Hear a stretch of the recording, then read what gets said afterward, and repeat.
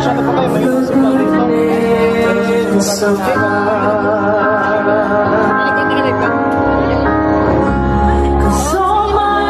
Grabe ang tao.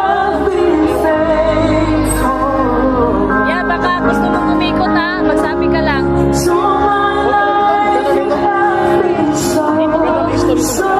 Pwede ka dito yan.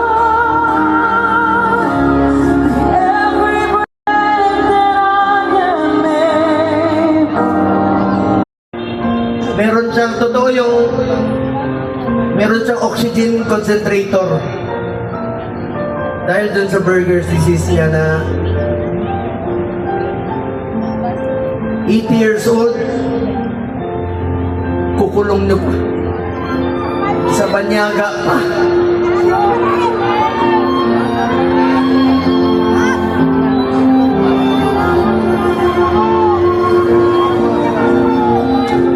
Alam nyo,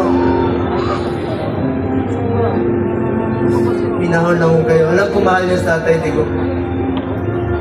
Mahal natin si Tatay Digong. Magkaisa tayo lahat, mga kababayan ko.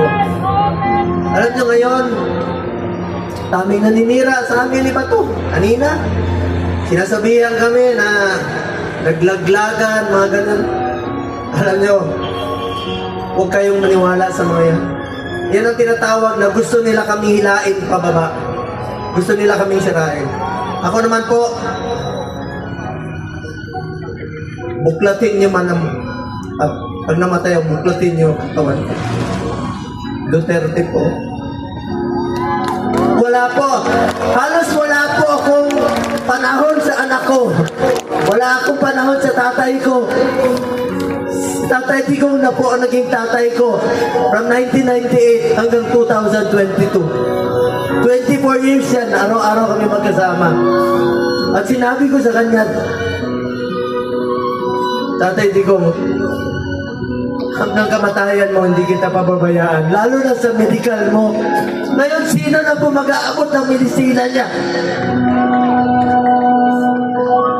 Sa mga nagpakulong sa kanya, makonsensya kayo. Makakatulog pa ba kayo?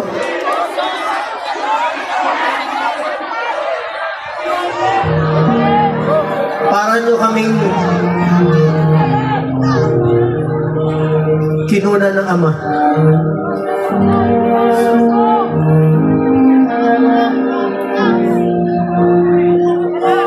Aming salamat po sa